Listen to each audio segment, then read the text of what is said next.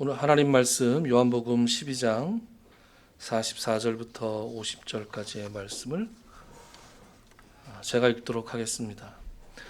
예수께서 외쳐 이르시되 나를 믿는 자는 나를 믿는 것이 아니요 나를 보내신 이를 믿는 것이며 나를 보는 자는 나를 보내신 이를 보는 것이니라. 나는 빛으로 세상에 왔나니 물은 나를 믿는 자로 어둠에 거하지 않게 하려 함이로라. 사람이 내 말을 듣고 지키지 아니할지라도 내가 그를 심판하지 아니하노라. 내가 온 것은 세상을 심판하려 함이 아니요 세상을 구원하려 함이로라.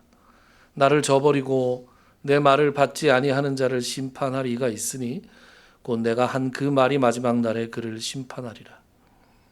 내가 내 자의로 말한 것이 아니요 나를 보내신 아버지께서 내가 말할 것과 이를 것을 친히 명령하여 주셨으니 나는 그의 명령이 영생인 줄 아노라. 그러므로 내가 이르는 것은 내 아버지께서 내게 말씀하신 그대로니라 하시니라. 아멘. 우리가 살펴보고 있는 요한복음 본문 중에서 지난 시간 설교 본문과 오늘 본문, 그러니까 12장 37절부터 50절까지의 말씀은 요한복음의 일종의 중간 정리다라는 말씀을 드렸습니다. 2장부터 12장까지에 이르는 이른바 표적의 책을 끝내면서 13장부터 시작되는 영광의 책을 하기에 앞서서 지금까지 한 이야기들을 정리하는 것이죠. 그러니까 12장 36절까지에서 요한은 지금까지 예수께서 베푸신 7가지 표적을 중심으로 그 표적이 어떤 것이었는지, 그 표적이 의미하는 바가 무엇이었는지 그것을 기록했고, 그래서 여기까지가 예수님이 하나님이 보내신 하나님의 아들이라는 것을 여기까지만 읽어도 충분히 알 수 있다라는 전제하에서 이 말씀을 지금 중간 정리를 하고 있는 것입니다. 그리고 이제 우리에게 물어보는 거죠. 이제 믿겠느냐? 이제 예수를 믿고 그 믿음을 통해서 주어지는 영생을 받아들이겠느냐? 그렇게 물어보고 있는 거예요. 여기에 그 질문에 대한 반응이 2가지가 있었다 그랬습니다. 그것이 지난 시간 얘기였어요. 하나는 그 모든 표적을 보고도 믿지 않는 사람들이 있었고, 또 하나는 믿기는 했는데 그 믿음을 공개적으로 드러내지 못하는 사람들이 있었다. 잃을 것이 너무 많았고 결국 하나님의 영광보다 사람의 영광을 더 사랑했기 때문에 그들은 온전한 믿음으로 나아갈 수 없었다 라는 얘기를 지난 시간에 했습니다. 표적의 책 중간 정리의 2번째 부분을 오늘 살펴볼 건데, 그것이 44절부터 50절까지의 본문입니다. 오늘 우선적으로 44절과 45절을 함께 읽어보겠습니다. 시작. 예수께서 외쳐 이르시되 나를 믿는 자는 나를 믿는 것이 아니요 나를 보내신 이를 믿는 것이며 나를 보는 자는 나를 보내신 이를 보는 것이니라. 아멘. 일단 어떤 말로 시작합니까? 예수께서 외쳐 이르셨다. 그죠? 외쳐 이르셨다. 이 외쳐 이르셨다라는 말에 헬라어 단어는 에크락센입니다. 뭔가 클락션 울리는 것 같죠? 이게 비슷한 건데 같은 어원은 아닙니다. 오늘 본문에 나오는 에크락센은 원형이 크라조고 클락션은 클라조고 조금 다릅니다. 근데 어쨌든 기억하기가 좋아요. 에크락센. 에크락센은 어떤 뜻이냐? 큰 소리로 절박하게 간절하게 소리를 친다. 소리를 낸다. 이런 뜻입니다. 마태복음에 보면 바디메오라는 소경이 있습니다. 바디메오가 예수님께서 지나갈 때 다윗의 자손 예수여 나를 불쌍히 여기소서 할 때 이 에크락센이라는 말이 쓰였습니다. 그리고 우리가 요한복음 7장에서 보면 예수님께서 그런 말씀을 하시죠. 누구든지 목마르거든 내게로 와서 마시라. 그 유명한 말씀을 하시는데 그 말씀 앞에 뭐라고 붙어 있냐 하면 명절 끝날 곧 큰 날에 예수께서 서서 외쳐 이르시되. 그래서 이게 외쳐 이르신 것이기 때문에 누구든지 목마르거든 내게로 와서 마시라. 이런 번역은 좀 실감이 안 내는 번역이다. 그래서 제가 목마르냐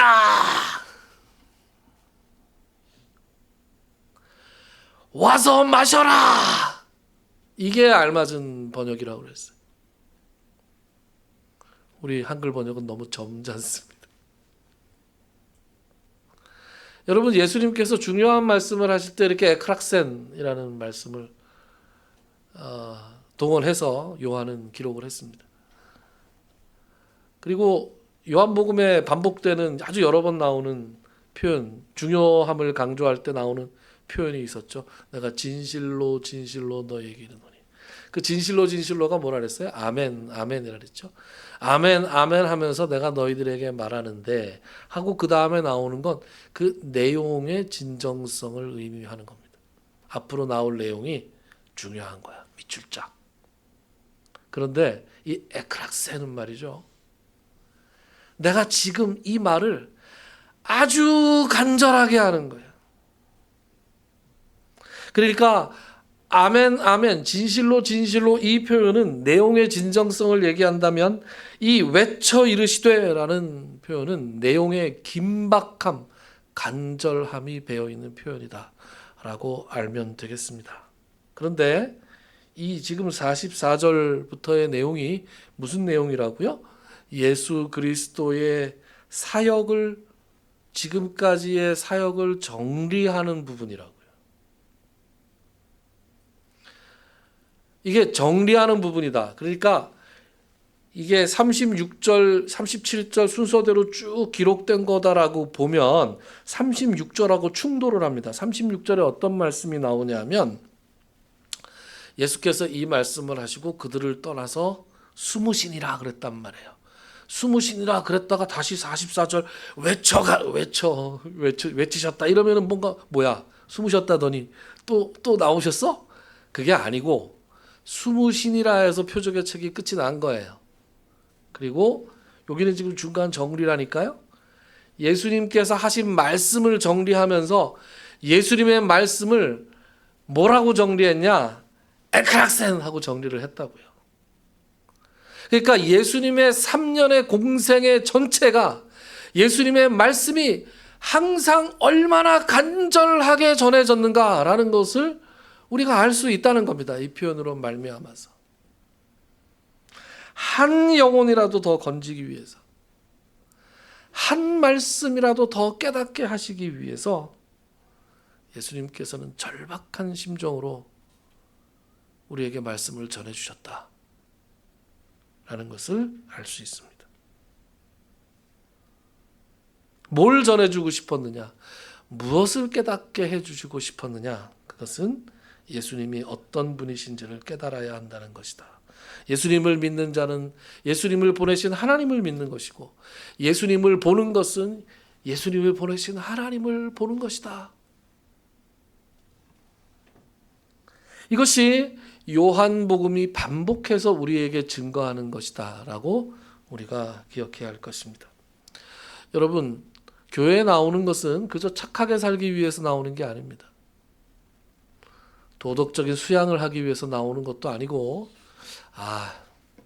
예배 빠졌더니 마음이 영 일주일이 불편해. 접촉사고가 났는데 이번 주일날 빼먹고 어디 그랬더니 내가 접촉사고가 났나 봐. 이런 마음. 역시 주일날 예배에 참석을 해야 마음이 편하네. 마음이 편한 것은 맞는데 마음의 평안을 위해서 우리가 교회 나오는 것도 아닙니다. 교회에 나오는 것은 우리를 하나님이 주시는 구원의 대열에 합류시키고자 하는 그 하나님의 간절한 음성을 듣기 위해서 교회에 나오는 것이에요. 마음의 평안, 도덕적인 삶 이런 것들은 그렇게 해서 구원의 대열에 합류한 결과로서 주어지는 겁니다. 그래서 우리가 성령의 열매라는 표현을 쓰잖아요. 그죠? 성령의 열매. 열매가 뭡니까? 그 나무가 온전하게 자라면 자연스럽게 맺혀지는 거잖아요. 그래서 항상 신자의 신자됨을 이야기할 때 성경은 열매라는 표현을 쓰는 것이죠. 46절부터 같이 한번 읽어봅시다. 46절부터 48절. 말이 좀 어려워요. 읽어봅시다. 시작. 나는 빛으로 세상에 왔나니 물은 나를 믿는 자로 어둠에 거하지 않게 하려 함이로라. 사람이 내 말을 듣고 지키지 아니할지라도 내가 그를 심판하지 아니하노라. 내가 온 것은 세상을 심판하려 함이 아니요 세상을 구원하려 함이로라. 나를 저버리고 내 말을 받지 아니하는 자를 심판할 이가 있으니 곧 내가 한 그 말이 마지막 날에 그를 심판하리라. 아멘. 예수님은 자신을 빛이라고 말씀하시죠. 빛으로 세상에 왔다. 그리고 누구든지 빛이신 나를 믿는 사람은 어둠에 거하지 아니할 것이다. 여러분, 빛에 대해서 우리가 가만히 생각해 보면 빛은 아무것도 하지 않습니다. 그냥 비추는 것만 하죠. 비추는 거 하는데 아무것도 안 한다. 이 말이 좀 이상하긴 하죠. 어떤 의미에서 아무것도 안 하냐? 들쑤시지 않는다는 거예요. 빛은 그냥 켜집니다. 그런데 빛이 들어오면 방 안에 있는 모든 것들이 이제 보이기 시작하죠. 먼지가 보이고 구석에 쌓인 것이 보이고 숨겨져 있던 것들이 드러납니다. 빛이 그것들을 끄집어낸 게 아니에요. 원래부터 거기 있었습니다. 그런데 빛이자 그것들이 드러나요. 빛이 무슨 고발을 하는 게 아닙니다. 빛이 무슨 심판을 하는 것이 아닙니다. 그냥 비추는 거예요. 그런데 빛이 들어오면 천지 만물의 모든 속성이 본질이 다 드러날 수밖에 없는 것이죠. 예수님이 빛으로 오셨다 라는 말씀이 이런 말씀이고, 따라서 예수님은 심판하러 오신 것이 아니다 라는 말씀이 그렇게 이해가 됩니다.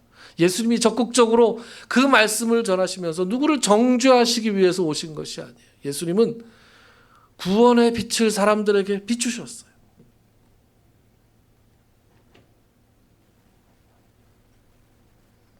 그런데 예수님의 말씀이 선포될 때, 그 구원의 말씀이 선포될 때 그 말씀 앞에서 사람들의 상태가 드러나는 것입니다. 말씀을 받아들이는 사람이 있고 거부하는 사람이 있고, 받아들였으나 드러내놓고 고백하지 못하는 사람들도 있습니다. 예수님이 그들을 나누신 것이 아니고 빛이 들어왔을 때 어둠이 스스로 드러나듯이 말씀 앞에서 각자의 상태가 스스로 드러나는 것입니다. 그리고 결정적으로 48절에 보면 내가 한 말이 마지막 날에 그를 심판하리라. 예수님이 심판하시는 것이 아니라 예수님이 하고 가신 그 말씀이 심판하게 된다. 이게 무슨 말이 좀 어렵죠? 좀 어렵습니다. 여러분, 박제라는 말 아시죠? 박제. 박제가 원래 뭡니까? 그 죽은 동물의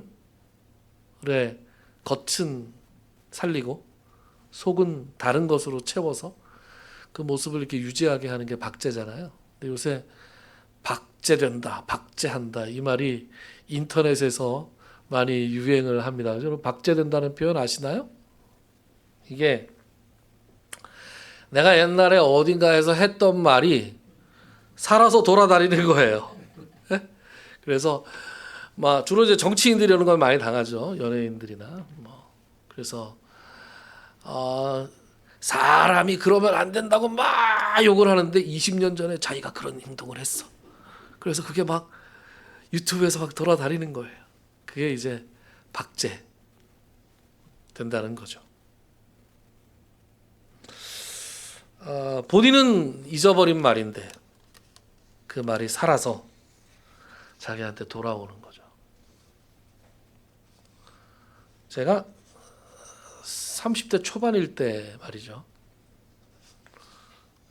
부모님들과 함께 밥을 먹는데 그냥 평범한 점심 식사였습니다.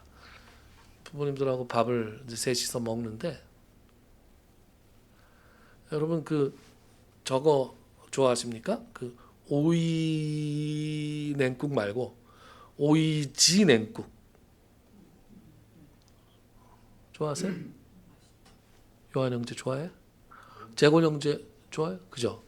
제가 30대 초반에 오이지 냉국이 탁 올라왔길래 그리고 부모님이 두 분이 그걸 다른 반찬을 거의 안 드시고 그것만 해서 밥을 드시더라고요. 그래서 그건 네 맛도 내 맛도 아닌데 그거 무슨 맛으로 먹어요? 그랬어요. 아버님이 저한테 넌 이게 맛이 없냐? 그래서 오이지는 무쳐 먹어야지 무슨 맛으로 먹어요? 그랬어요.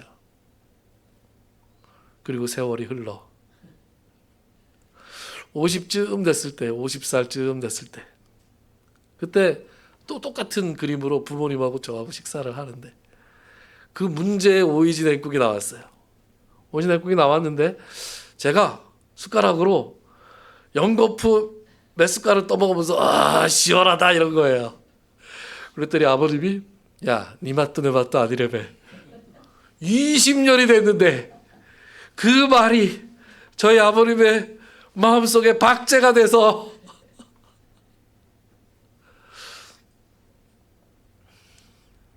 그런데 그게 또 기억이 안 나야 되는데 제가 그 얘기를 했던 기억이 나는 거예요.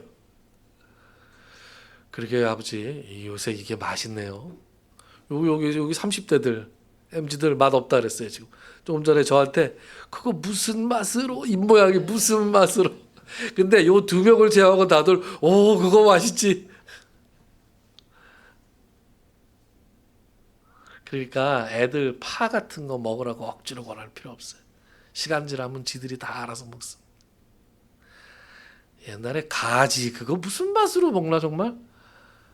맛있지 않습니까 지금? 맛있더라고요. 옛날에 가지가 그렇게 맛이 없었어요. 지금 이 얘기하고 딱 맞아떨어지는 얘기는 아니지만 비슷한 얘기입니다. 20년 전에 제가 20년 후에 저를 저격하는 거죠. 제가 내뱉었던 말, 그때 했던 행동, 그런 것들이 나에게 돌아옵니다. 예수님이 뭐라고 말씀하시느냐? 내가 지금 너희들을 심판하지 않겠다. 예수님께서 길을 탁 열어놓고 가셨어요. 기회는 지금도 있고 나중에도 있고 빛이 있는 동안에는 기회가 있는 거예요. 그런데 그 기회가 다 지나가고 나잖아요. 내가 했던 말들, 내가 했던 행동들, 예수님께서 하신 그 말씀을 들은 그 기억들, 예수님의 말씀을 전하는 그 말을 들었던 모든 기억들이 이제 마지막 날에 나를 찾아올 거란 말이에요. 그 말이 나한테 돌아올 때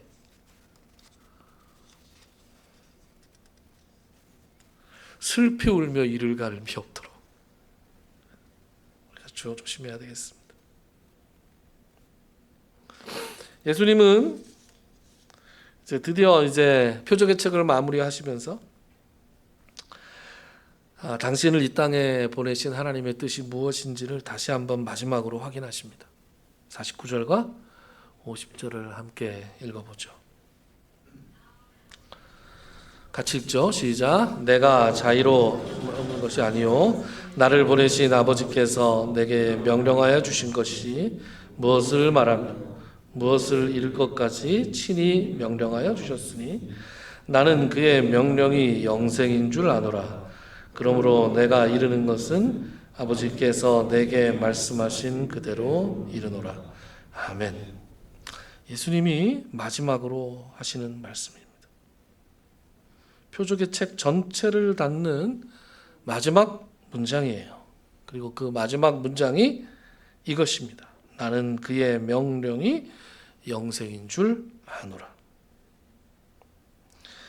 예수님은 49절에서 예수님께서 자의로 말하지 않으셨다 그랬습니다.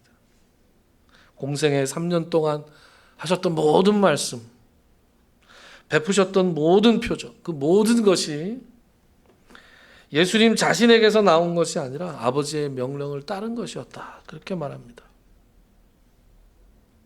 에크락센, 그 간절하고 절박한 외침도 예수님 혼자만의 마음이 아니었다는 것이에요. 그것이 아버지의 마음을 대변한 것이었다. 예수님을 통해서 우리를 향한 하나님의 간절함이 흘러나온 것이었습니다. 그리고 50절, 그렇게 해서 명령하신 것이 뭐냐? 그 명령이 영생이라고 하십니다. 여러분, 영생은 우리가 흔히 오해하기 쉬운 단어죠. 영생, 안 죽는다는 거냐? 영원히 사는 거냐? 일단 그 문제부터 좀 얘기하죠. 여러분, 안 죽으면 좋습니까? 얼마 전에 우리 고척동에 있던 교회 있잖아요. 그 교회 목사님께서 얼마 전에 전화를 하셨어요. 전화하셔서 김 목사님 이사 잘했습니까? 되게 잘 정돈이 되고 이제 안정적으로 예배를 드리냐 그래서 그렇다고. 참 감사하다고. 거기서 잘 사세요. 이렇게 연락이 왔어요. 얼마나 감사한지. 그런데 이제 그분하고 마지막에 인사드리러 갔을 때 얘기를 많이 했습니다. 목사들끼리 만나면 또 목사들끼리 주고받는 재밌는 얘기들이 많아요. 그런데 그 중에서 무슨 얘기를 하다가 김 목사님은 까딱하면 120살까지 사는 수가 있어요. 120살. 그러면 지금까지 살아온 것보다 더 살아야 된다는 얘기잖아요.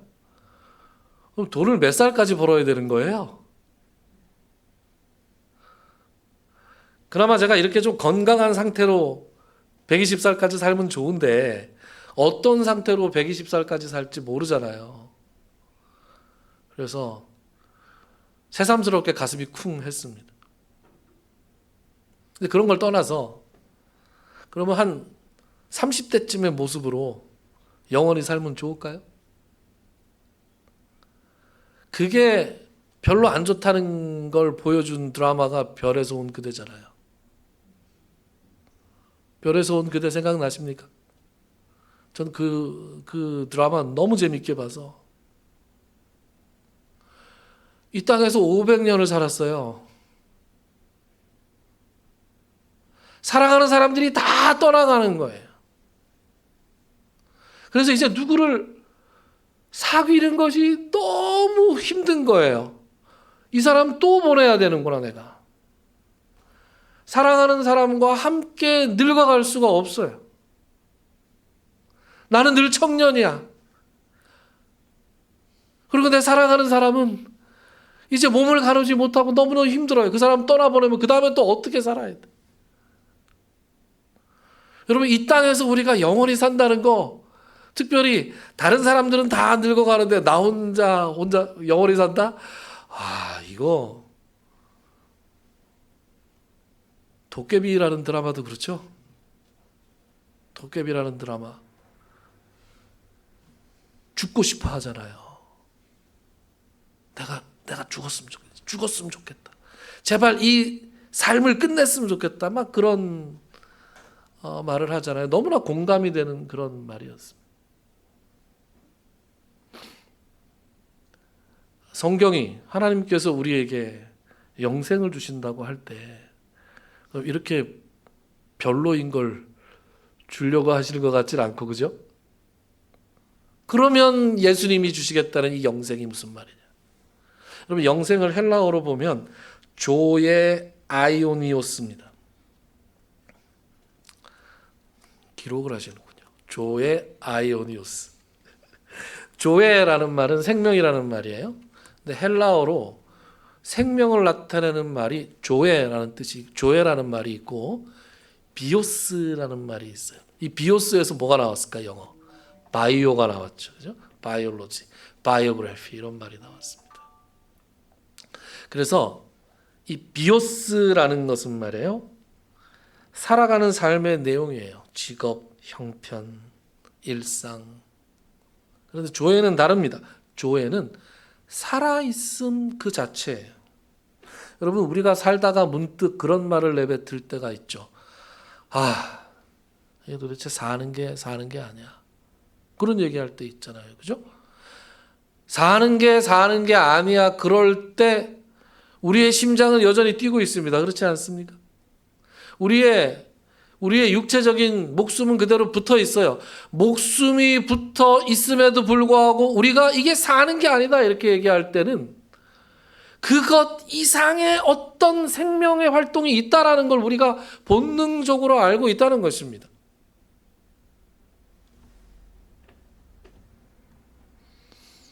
조에라는 것은 살아있음, 생명 그 자체를 의미합니다. 뒤에 붙어 있는 아이오니스는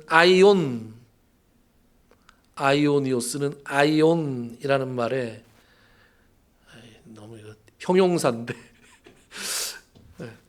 다 잘 아실 것 같아서 지금 말씀을 드립니다.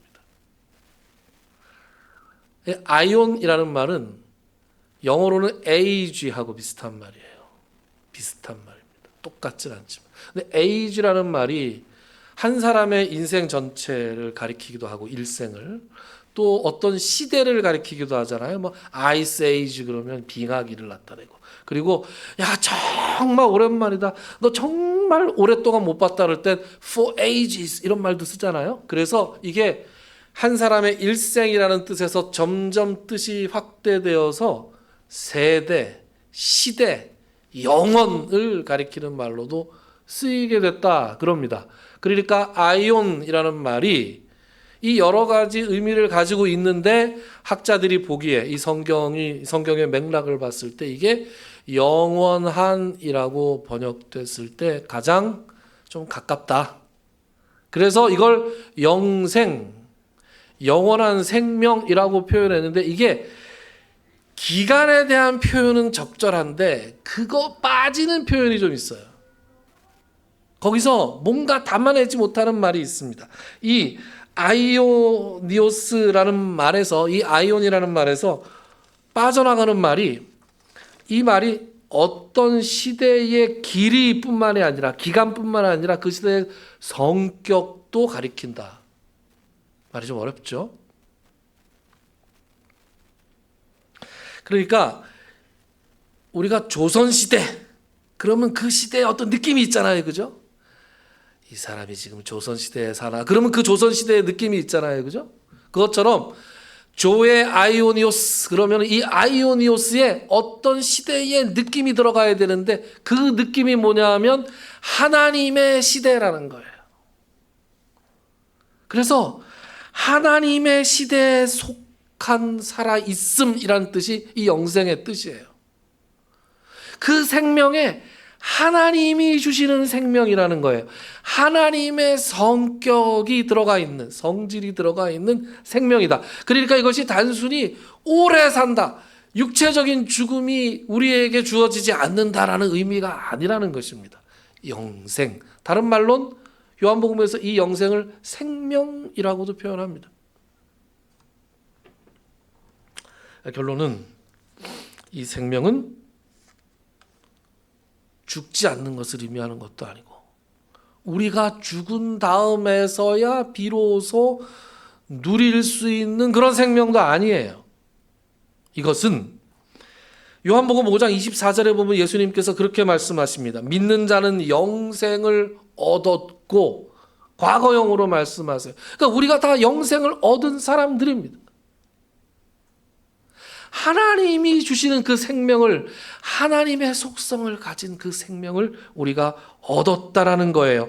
지금 하나님께 속한 사람은 이미 그 생명 안에 있는 것이고, 육체적인 죽음이 하나님과 우리와의 그 관계를 끊을 수가 없다는 것입니다. 끊지 못하기 때문에 영원한 것이죠. 오래 살기 위해서 영생을 얻는 것이 아니라 하나님께 속했기 때문에 죽음도 그 생명을 건드리지 못하는 것입니다. 하나님께서 우리에게 이걸 주고 싶으신 거예요. 이걸 주셔서 하나님과 원수되었던 우리가 하나님과 화해하기를 바라시는 거예요. 우리를 하나님의 자녀로 삼으시고 우리와 영원히 함께 교제하면서 살고 싶으신 거예요. 예수 그리스도를 주로 고백한 사람은 다 이런 조의 아이오니오스, 영생을 소유한 사람이라는 것을 믿으시기 바랍니다. 그러면 이 생명을 이미 받은 우리들은 어떻게 살아야 하는가? 첫 번째는 비오스의 염려에서 벗어나서 이 조회가 주는 풍성함을 누리고 살아야 됩니다. 우리는 여전히 내 직업, 내 형편, 내 일상이라는 이 비오스의 조건에 갇혀 살긴 하지만, 그래서 이게 가끔씩은 사는 게 너무 힘들어라고 탄식하기도 하지만, 그러나 영생을 가진 우리들은 환경이 내 뜻대로 되지 않아도 내 안에 흐르는 하나님의 생명 때문에 다시 일어날 수 있는 거예요. 그래서 죽음조차 끊지 못하는 이 생명이 내 안에 있음을 믿고 오늘이라는 날을 당당하고 기쁘게 살아내는 것입니다. 그리고 아직 이 생명을 가지지 못하는 사람이 있다면 예수님의 그 에크락센의 마음을 가지고 살아야 됩니다. 그 간절한 마음. 예수님이 목이 터져라 외쳤던 그 절박함은 영생을 우리에게 주시고자 하는 하나님 아버지의 마음이었고 예수님의 마음이었습니다. 그러니 우리도 그 마음을 가지고 살아야 되지 않겠습니까? 아직도 예수 그리스도를 알지 못해서, 하나님이 주시는 이 생명을 알지 못해서 어둠 가운데 살아가고 있는 사람들이 있다면 우리의 입을 열어서, 우리의 마음을 열어서 안타까운 마음으로 간절하게 그들에게 복음을 전해야 되지 않겠습니까? 주께서 다시 오시면 그 마지막 날에 우리가 들었던 말씀은 박제가 되어서 이제 우리에게 돌아올 거예요. 그날에 그 말씀이 우리를 정죄하는 그 무서운 심판이 아니라 내가 내 명령을 따라서 영생을 누리면서 잘 살고 있구나, 이렇게 인정하시는 구원의 확증이 될 수 있기를 주님의 이름으로 축원합니다. 기도합시다.